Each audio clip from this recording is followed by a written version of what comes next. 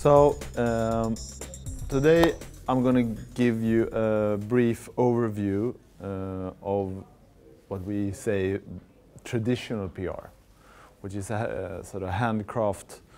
That industry has been existing for a number of decades actually.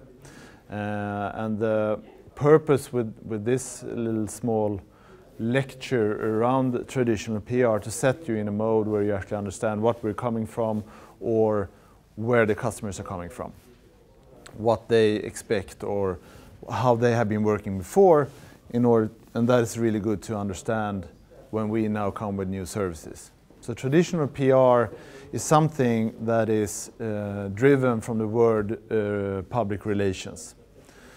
Or actually more translated to relations with your publics. So that's very, sort of from the start, it has always been about relations and relations to the ones that are most important for you. And what happened that it turned out to be a couple of sort of areas where PR people have been focusing, and I'm going to run through that. But to start with, I just want to give you a picture of who that person is.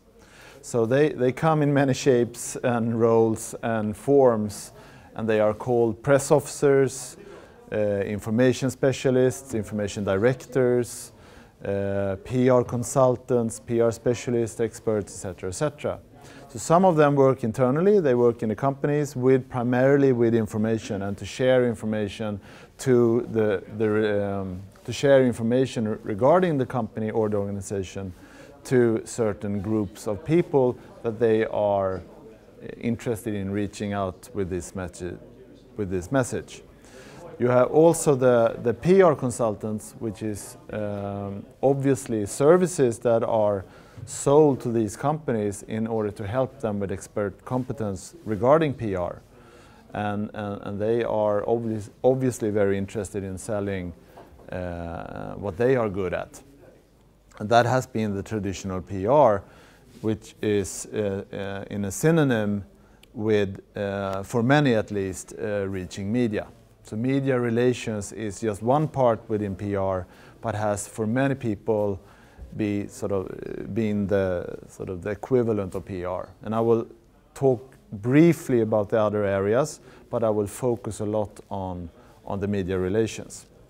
And I think it's also really important to say that PR in itself is communication or information to what we say earned media. That means that you actually persuade or get someone to write something regarding your message. And that someone is normally a journalist. So when that journalist are writing something that you have asked him or her to write about or told him or her to, if it would be interesting to write this, that is called earned media. If you pay for the same space to a media company, that would be traditional marketing. Then you actually buy a banner in a digital sense, or you buy an ad in a newspaper, and they are very separated, or traditionally they have seen upon as being very separated.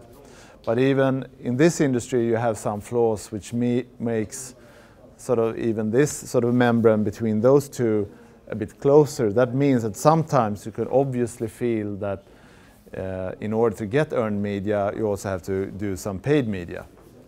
And that would be in the shady side of PR. PR is also interesting in a sense because that also makes a company that want to come out with a certain message to find creative ways to interact with that journalist for that journalist to write something. But that sometimes is also a bit hidden. That means that some messages the journalist may not even be aware of is actually coming from the PR consultant. That message could be placed, could be planted with several methods. So that would make a great story and a great news, and the journalist would feel that they picked it up themselves.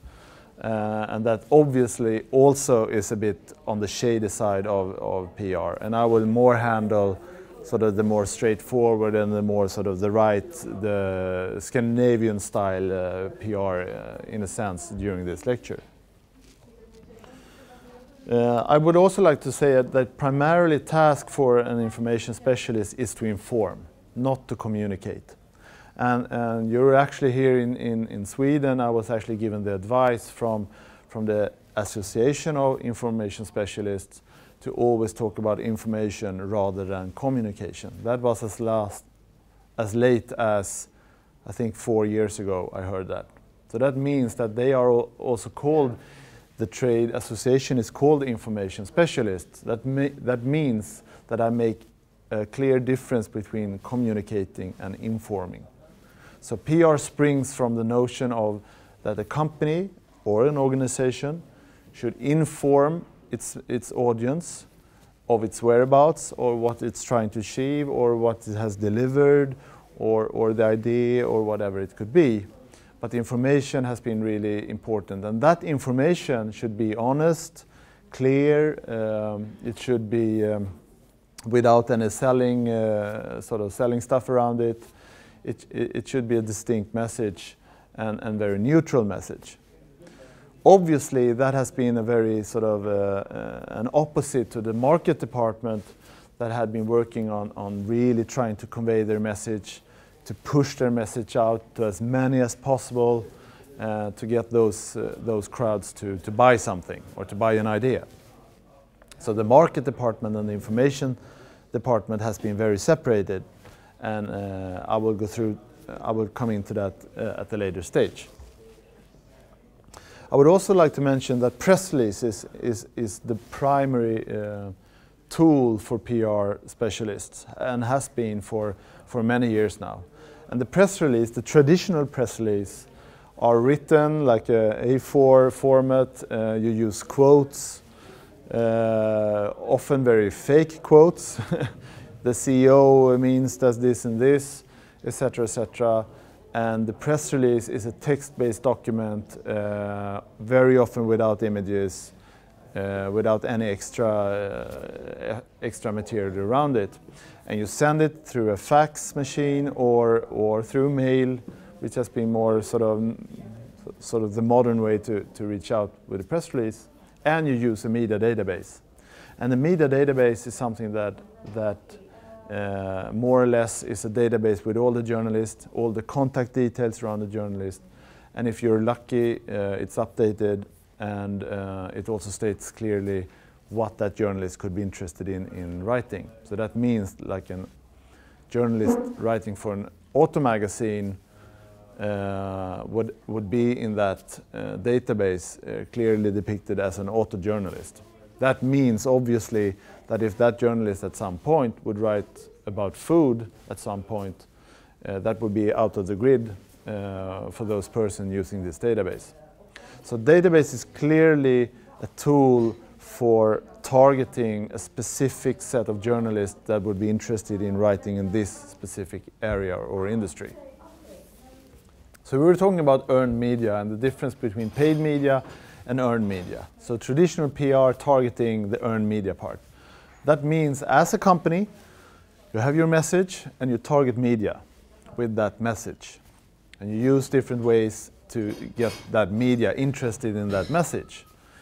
The idea or the thinking around it is that when that media picks up that message, that gains something. You gain something when a journalist picks up your message out of several press releases.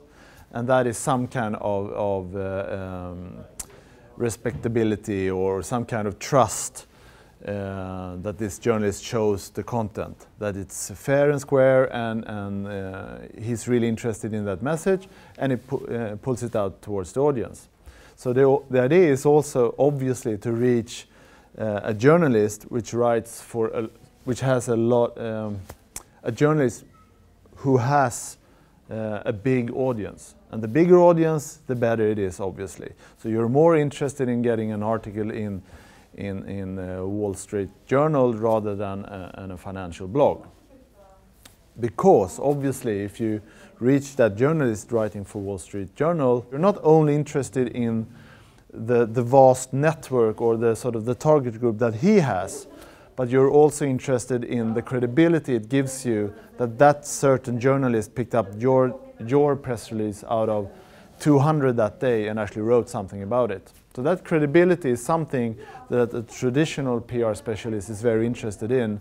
And even today when I talk with information managers, directors, they say that the most important for them would be to get that front page or to have that article in the leading newspaper. And we call that that interest in something we say short tail. That means that you're reaching a small targeted number of journalists in order to get as big reach as possible. And the PR consultants is selling this service on that they actually know or have relations with those few very important journalists. And that is possible because on a market it's very limited the amount of journalists that's interesting for a certain company to reach. So you can actually keep track of them. I would say that a PR consultant would be interested at any given time in like 10 to 20 journalists. And then obviously the best way to communicate with them would be with a phone or have a meeting with them. In Asia it's very common that you actually take the meeting and actually also pay for it, but you take the meeting in person. In Spain it's in the same way. It's more related to wine and dine rather than to just send a press release. So how you actually are communicating with those most important journalists varies around the different markets, but we can clearly see that the matureness in PR differs around the world, and that you can't sort of figure out the way how to do it in Asia or in Spain or in US unless you're there, unless you understand the industry and really sort of using their way to work that out. So the four different, before I go into sort of more specific around market PR, I would just like to mention the four different areas that are interesting regarding PR, and I will, as I said, focus on the last one. The first one I'd like to mention is the crisis management, and that is when something has already happened, when the shit hit the fan, and you actually as a company or as a person or a spokesperson for that company have to react because you have a gigantic media posse rounding you up outside your apartment or your house early in the morning and put a camera in front of your face and ask why you did this or why your company acted the way they did. And that has happened several times. It's very common also that so-called digging journalists put companies in this situation. A great example here in Sweden is ICA, which is the biggest organization regarding the food retail here, was caught with its pants down with handling their meat in a bad way, and the company had to publicly ask everybody for forgiveness that they were doing this, and the sales obviously dropped the first week. But that was crisis management, and you have to handle that because it's really affecting your industry or your business in a negative way. Crisis management could be handled in many ways, but the best way to handle it is to have a plan for it. So you're actually prepared on what you should do before it happens. And a lot of bigger organizations have that plan in place, and they know exactly what to do when it happens, because at some point it will happen. The problem is for a bit smaller companies, smaller organizations, or not as media savvy, when it happens to them, it can affect them really, really bad.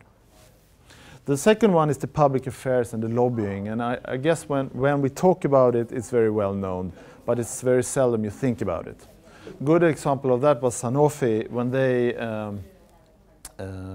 they lobbied or paid consultants in order to talk with politicians within the Social Democratic Party here in Sweden in order for them to vote for the legal requirement for Swedish women to go and vaccinate themselves against cervix cancer.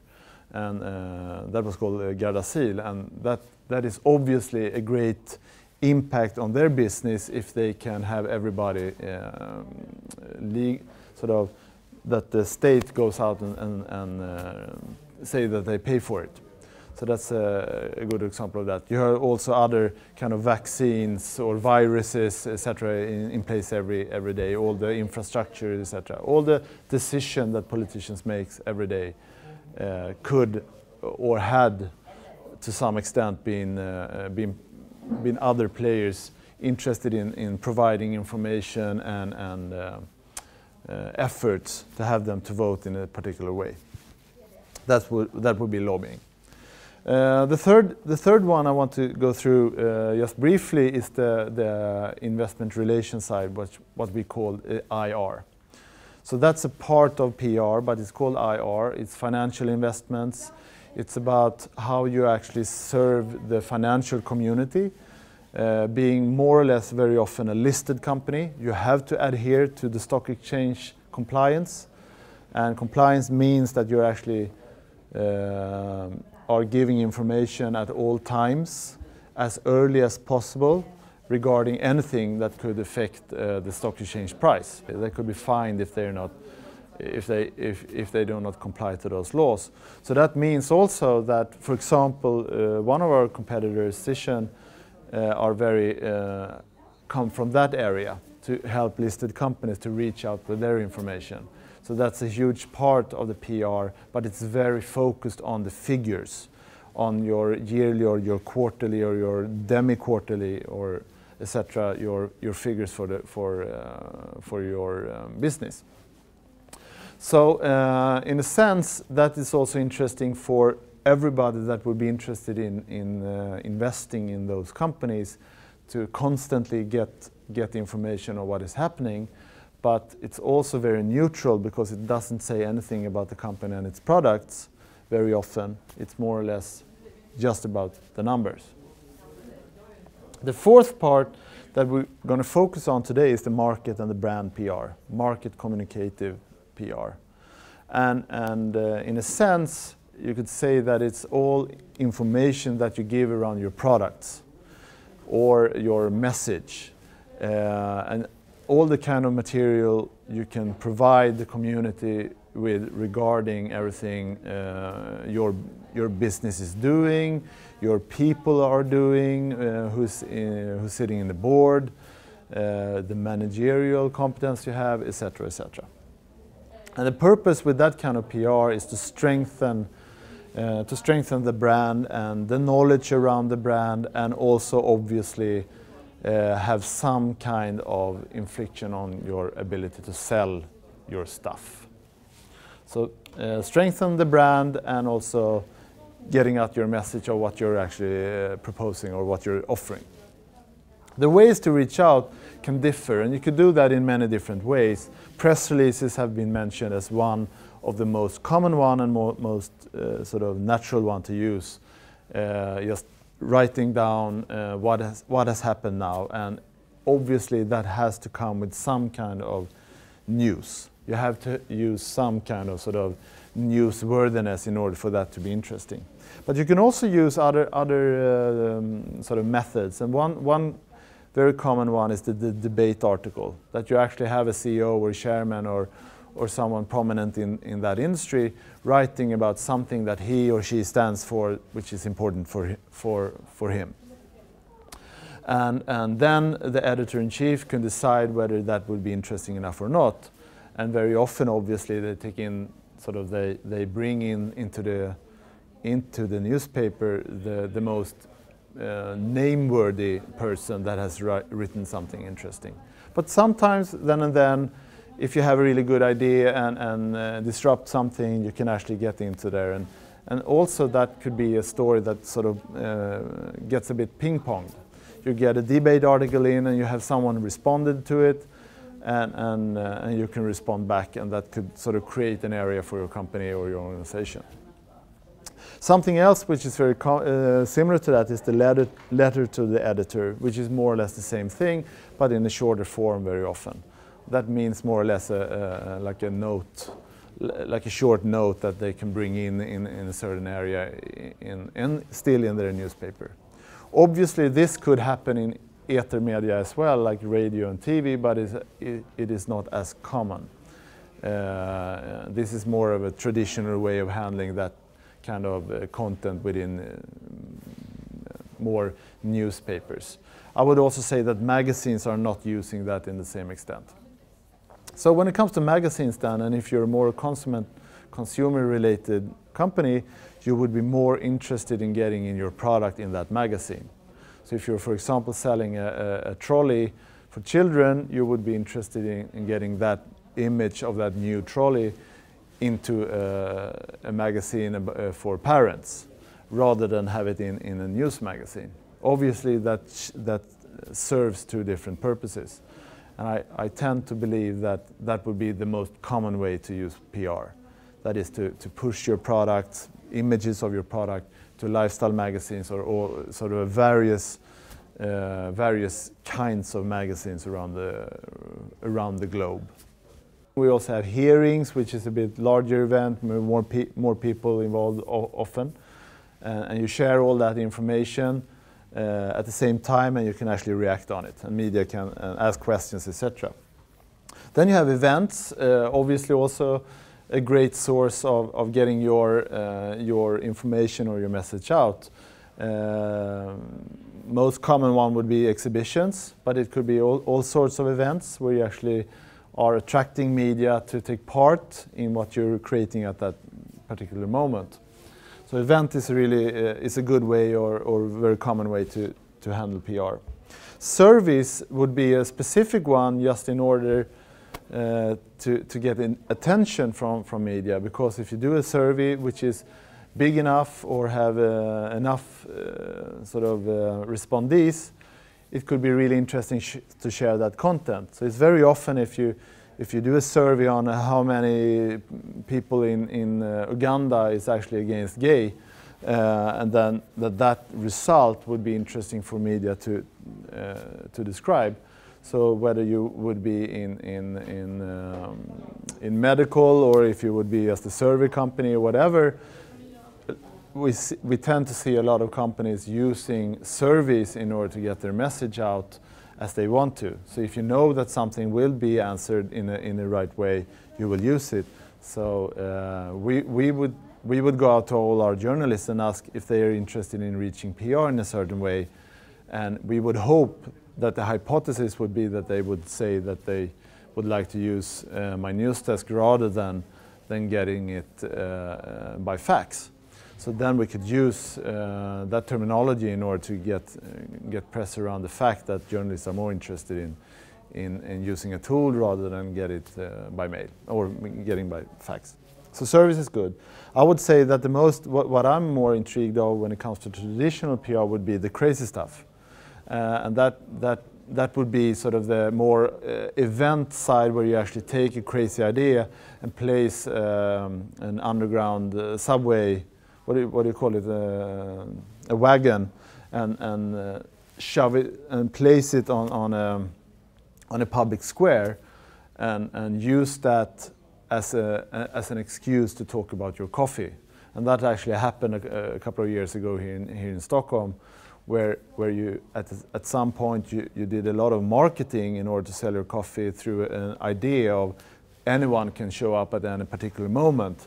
And the PR guys placed this wagon coming up from the underground in this public square as an excuse to talk about that. And media obviously really likes that kind of ideas, but it could also be expensive. So there are numerous ways of doing that in a creative and fun way, and I tend to find that part of the PR could be really fun because it's so creative and engaging. And then obviously also you have information material that you actually can send, which I would say is really